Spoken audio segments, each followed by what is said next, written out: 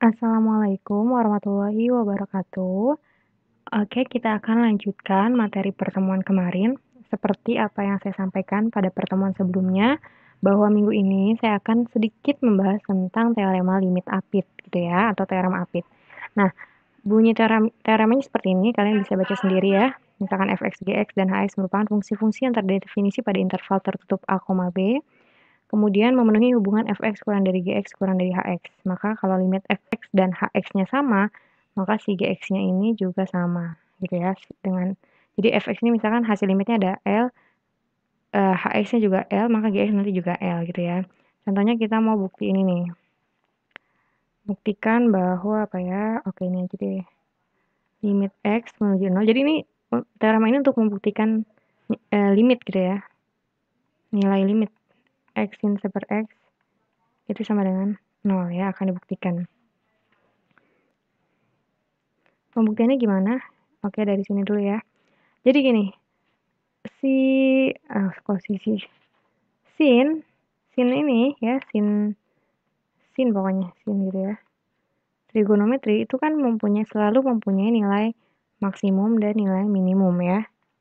Nah, nilai maksimumnya adalah 1, nilai minimumnya adalah negatif 1. Kayaknya saya pernah ngomong ini di kelas 11 ya. Maksimum 1, minimumnya negatif 1. Karena benar, nilai trigonometri itu cuma terletak di antara negatif 1 sampai 1 gitu ya.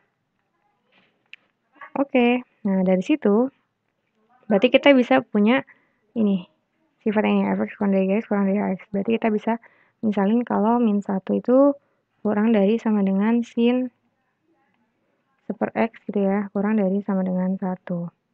Oke. Nah, selanjutnya dari sini kita kan mau bikin supaya yang tengah ini bentuknya x per x dikali sin per x gitu kan. Nah, berarti masing-masing kita kalikan dengan x. Nah, berarti yang atas yang ini ruas kiri jadi min x kurang dari sama dengan sin x ya, bukan sin. X sin per x kurang dari sama dengan x gitu ya.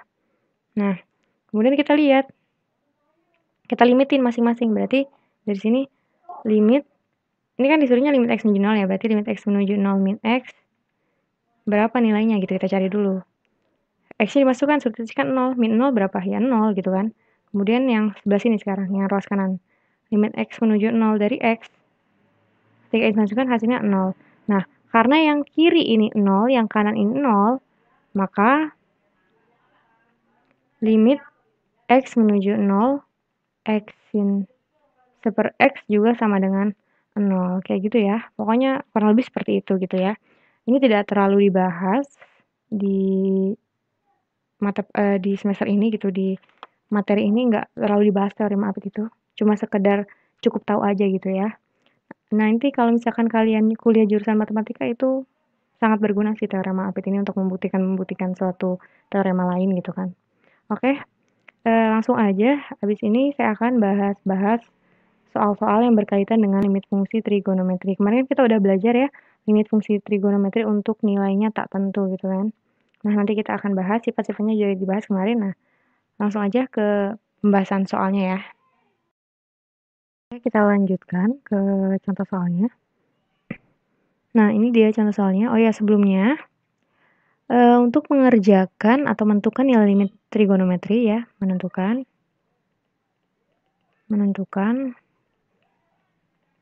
nilai limit trigono. Menentukan nilai limit trigono itu ada 3 cara. Yang pertama dengan substitusi langsung gitu ya. Yang kedua, faktorisasi. Nah, yang ketiga ini yaitu tentang menggunakan sifat-sifat ya, menggunakan sifat-sifat dari limit trigono itu, ya, limit trigono. Jadi ini cara-cara untuk menentukan nilai limit fungsi trigonometri. Nanti kita akan bahas satu-satu contohnya. Ini saya hapus dulu ya.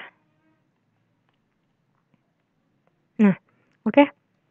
Langsung ke contoh yang pertama. Di sini nilai dari limit X menuju V per 3 cos X per sin 2X adalah, berarti kita tuliskan limit X menuju V per 3 gitu ya. 3 cos X per sin 2X. Nah, masukkan. Kita coba substitusi dulu. X-nya kita ganti V per 3, berarti 3 cos V per 3 dibagi sin 2 dikali V per 3. 3 cos V per 3 tuh berapa sih gitu. Kalau misalkan kalian bingung mentransposnya V per 3 tuh berapa nilainya gitu kan. Nah, kalian ubah dulu aja ke derajat. Kalau misalkan kalian bingung sama radian. V itu nilainya setara dengan 180 derajat. Berarti kalau V per 3 itu 180 derajat dibagi 3 atau sama dengan 60 derajat gitu ya. Karena 6 kali 3 itu 18. Berarti ini 3 cos 60 derajat dibagi sin 2 dikali 60 derajat ya. Atau 3 cos 60 itu berapa? Cos 60 itu berarti setengah. Nah, kemudian sin 120 derajat ya. 3 per 2 yang atas, 3 kali setengah itu 3 per 2 per sin 120. Sin 120 derajat itu sama dengan sin, kita pakai itu ya, sudut relasi. 180 derajat dikurangi 120 derajat, ya kan? Jadi kita pakainya 180. Karena di 180 berarti hasilnya juga tetap sin. 180 dikurangi 120 itu sama dengan 60 derajat. Berarti nilai sin 120 sama dengan sin 60 derajat. Nah, sekarang lihat. 120 ini kuadran berapa? Oh, kuadran 2. Kuadran 2. Karena kuadran 2, nilai sin itu positif. Berarti di sini positif ya. Sin 60 derajat itu berapa?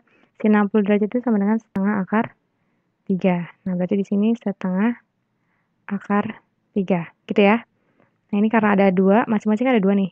Coret aja. Berarti jawabannya 3 per akar 3. Karena bawahnya akar, berarti dikalikan akar 3 per akar 3. Nah, sama dengan 3 akar 3 per 3 kan? Akar 3 kali akar 3 itu 3. Coret, berarti sama dengan akar 3. Gitu ya, mudah ya. Oke, lanjut ke contoh berikutnya, contoh soal yang kedua. Nah, ini dia contoh soal yang kedua. Nilai dari limit X menuju V per 4, 1 dikurangi tan X dibagi sin X dikurangi cos X. Kita tuliskan dulu soalnya. Limit X menuju V per 4, 1 dikurangi tan X dibagi sin X dikurangi cos X. Kita coba substitusi dulu ya.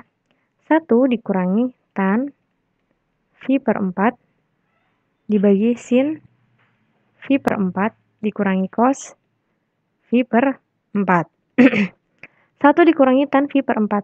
1 dikurangi tan V per 4 itu kan 180 dibagi 4 gitu kan ya. 180 dibagi 4 berarti 45 derajat.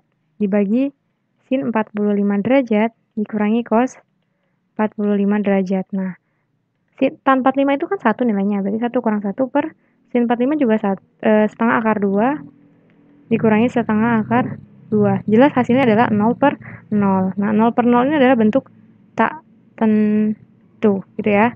Jadi ini tidak bisa diselesaikan dengan cara substitusi ya.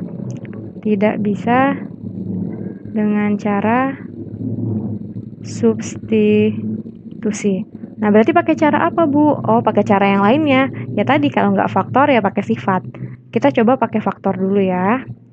Jadi gini, biasanya sih ya, kalau di sininya bukan 0, biasanya gitu ya. Kalau di sininya bukan 0 tuh pakai cara lainnya adalah faktor gitu. Nanti kalau misalkan di sininya limit X menuju 0 baru pakai substitusi. Kenapa? Karena kan kita punya pakai sifat-sifat, sorry. Kita sifat-sifat trigonometri itu kan berlaku untuk X-nya menuju 0 gitu kan. Nah, berarti ini pakai cara faktorisasi. Ini saya bersihkan dulu. Saya tulis ulang. Limit X menuju V per 4, 1 dikurangi tan X dibagi sin X min cos X. Nah, berarti sama dengan limit X menuju 4. Nah, ini kita faktorin. 1 dikurangi tan X. Ingat bahwa tan itu nilainya setara dengan sin per cos gitu kan. Tan itu sin per cos. Oke, saya tulis aja deh biar nggak lupa. Ini ya. tan itu sama dengan 1 sin per cos ya, sin per cos. Berarti yang ini kita ubah jadi sin X per cos X. Sin X per cos X. Lalu kita punya per sin X min cos X. Nah, dari sini kita punya limit X menuju 4. Kita samakan penyebutnya. Cos X. Cos dikali 1 kan berarti cos X-nya di atasnya. Yang ini dikurangi sin X dibagi dengan cos X min sin X gitu ya. Atau sini sama dengan limit, oh ini kok 4 ya, V per 4. V per 4. V per 4 gitu ya. Limit X menuju V per 4. Bagian ini itu kalau dijabarkan cos X min sin X per cos X. Kan dibagi nih ya. Dibagi cos X min sin X per 1 gitu kan ya. Ini kan sama aja per 1 kan. Karena berapapun dibagi 1 hasilnya itu juga. Nah, kalau dibalik kan cara ngerjainnya itu kan kalau pecahan itu dia tandanya yang tadinya dibagi berubah jadi perkalian kan. Perkalian terus dibalik kan yang tadinya penyebut jadi pembilang, yang pembilang jadi penyebut. Berarti cos X sin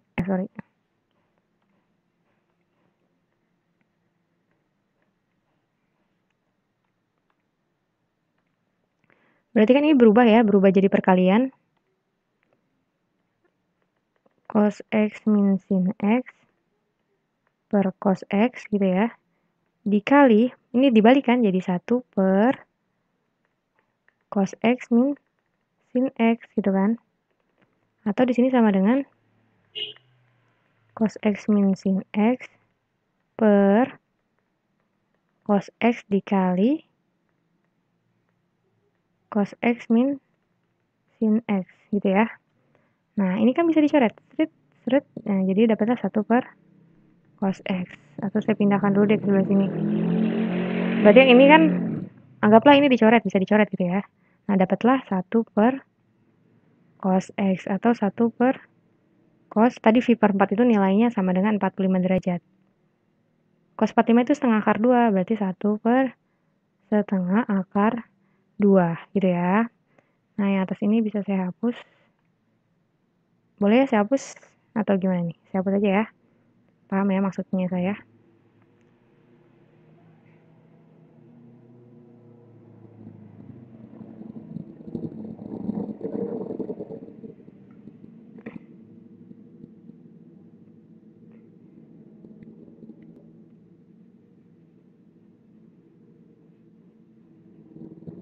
Nah, sudah dihapus.